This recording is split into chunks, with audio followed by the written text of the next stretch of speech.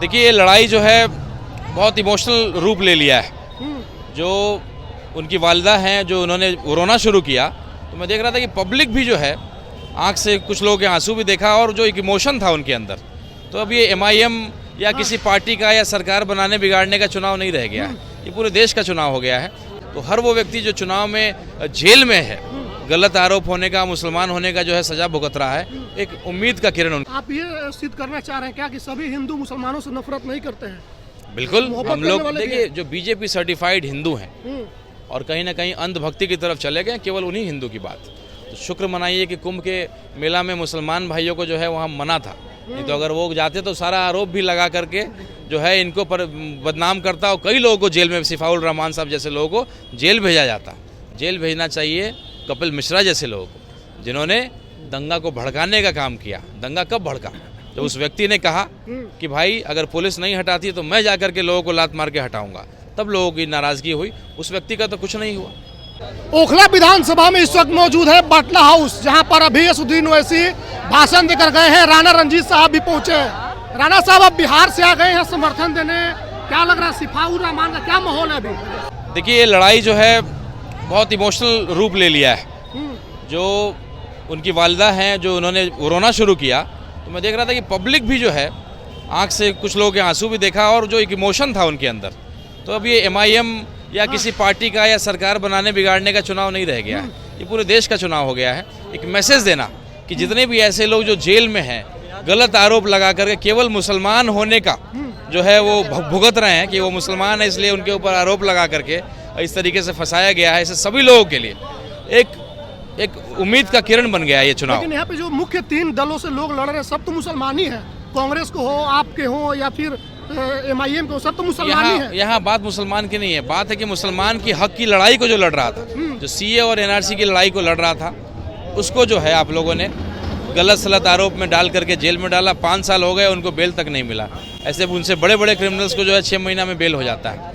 और AIMIM ने उनका हाथ थामा और एक उदाहरण स्थापित करना चाहती है कि हर वो लोग, ये केवल 2 लोगों की लड़ाई नहीं है और ये 2 से हम सरकार बनाने नहीं जा रहे हैं या किसी का सरकार रोक भी नहीं लेंगे। तो जो सरकार नहीं बनाए तो क्यों लड़ रहे हैं फिर 2 सीटों पर? एक उदाहरण स्थापित करना चाहते हैं, एक शुरुआत करना चाहते हैं, ऐसे लोगों के लिए एक उम्मीद का किरण बनना चाहते हैं। हर वो सीट जो है वो निर्दलीय भी तो कोई चुनाव जीतता है, तो एक विश्वास लोगों का है कि भाई अगर ये 2 लोग चुनाव जीतते हैं, पूरा देश इस चुनाव को देख रहा है। अगर ये हम 2 चुनाव जीतते हैं तो हर वो व्यक्ति जो चुनाव में जेल में है, गलत आरोप होने का, मुसलमान होने का जो है सजा भुगत रहा है, एक उम्मीद का किरण उनके दिल में। आपने ये बात हमसे पटना में भी कही कि मुसलमान है इसलिए जेल में डाल दिए गए, अब उनको लोग दंगाई बोल रहे हैं। लेकिन यहाँ पर लोगों का क्या रिव्यू है? जो जब आप लोगों से मिल रहे हैं, लोग इस बात को मान रहे हैं कि इन्होंने हमारी लड़ाई लड़ी है? बिल्कुल मान रहे हैं, बिल्कुल मान रहे हैं। और जिस तरह का व्यवहार उनका है, मैं तो चूँकि जानता नहीं हूँ, उनको मिला भी नहीं हूँ, लेकिन जो एक इमोशनल जो लोगों के बीच में, कई हिंदू समाज में भी गया और कई रिलेटिव है मेरे यहाँ के जो वोटर भी हैं, उन लोगों ने भी बोला, मैं ऐसे ही न्यूट्रल होकर के मैंने पूछा कि क्या लग रहा है, कौन चुनाव जीत रहा है, तो उन्होंने स्पष्ट बोला कि देखिए चुनाव बहुत बहुमत से जो है सिफाउल रहमान साहब की जो वालिदा जो उनके घर घर घूमी है, या जो उनको देख करके जो इमोशन हो रहा है, तो हिंदू भी बोलेगा नहीं, क्योंकि बोलना जो है वो थोड़ा सा उनको मालूम है कि यहाँ से हिंदू नहीं जीत सकता है। जो आंकड़ा है वो स्पष्ट है। कोई अगर कह रहा है कि हमारे आने से BJP जीत जाएगा तो उसको पॉलिटिकल IQ 0 है, क्योंकि जो यहाँ का आंकड़ा है। हिंदू जीते नहीं जीते, लेकिन सवाल ये है कि इन पर आरोप है कि इन्होंने दंगा भड़काया जिसमें हिंदुओं का नुकसान हुआ।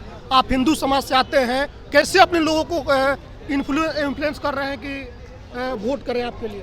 नहीं, देखिए बहुत ईमानदारी से हम लोग, ईमानदारी से, और वो जो हमारे सफ़ीउल रहमान साहब जो उम्मीदवार हैं, उन्होंने बहुत ईमानदारी से मुसलमानों की हक और हुकूक की लड़ाई, CA NRC की लड़ाई को लड़ा। और अब अगली लड़ाई वक्फ बोर्ड की लड़ाई होने जा रही है। तो अगर ऐसे सिफाउल रहमान साहब के साथ हम लोग खड़े होते हैं और उनको जिता लेते हैं, तो ऐसे हज़ारों सिफाउल रहमान हम लोग हर जगह पैदा करेंगे जो अपने हक के लिए लड़ाई लड़ेगा। और वक्फ बोर्ड की लड़ाई जो बिल पास होने जा रहा है अगस्त में, उसके लिए एक बड़ी लड़ाई लड़ने की ज़रूरत है। और मैं हिंदू समाज से आता हूँ और मैं भी एक मैसेज देना चाहता हूँ कि एक हिंदू का बेटा मुसलमान की लड़ाई लड़े, एक मुसलमान का बेटा हिंदू की लड़ाई लड़े। खूबसूरत हिंदुस्तान, एक पुराना हिंदुस्तान जो हम लोग का महात्मा गांधी का हिंदुस्तान, उस हिंदुस्तान को हम लोग बनाएं। आप ये सिद्ध करना चाह रहे हैं क्या कि सभी हिंदू मुसलमानों से नफरत नहीं करते हैं?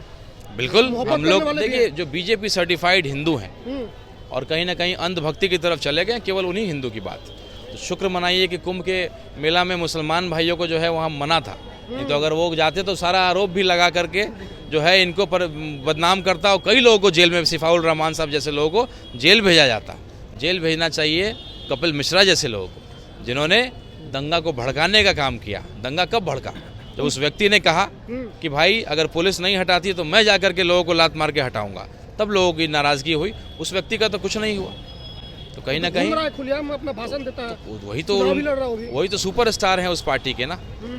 जो उस पार्टी का तो सिंगल एजेंडा है, ना रोजगार की बात हो, ना सड़क की बात हो, ना स्कूल अस्पताल की बात हो, केवल हिंदू मुसलमान की बात हो। कुछ करना नहीं पड़ेगा, फ्री फोकट में चुनाव और वोट हम लोग को मिलेगा। चलिए शुक्रिया बातचीत के लिए, समय नहीं लेंगे आपका ज़्यादा। हमारे साथ राणा रणजीत साहब थे जो बिहार से चलकर दिल्ली पहुंचे हैं, ओखला में वोट मांग रहे हैं। और अभी हम बटला हाउस में थे जहां से इनसे हमने बात की कि आखिर आप क्यों आए हैं। तो उन्होंने कहा कि एक मैसेज देना है कि सभी हिंदू नफरत नहीं करते हैं, सभी हिंदू कट्टरपंथी वाले नहीं होते हैं, कुछ भाईचारे को भी लेके चलते हैं, जो संविधान में सेकुलरिज्म की बात की गई है। वीडियो पर आपकी क्या कुछ प्रतिक्रिया कमेंट में जरूर लिखिएगा। बहुत बहुत धन्यवाद।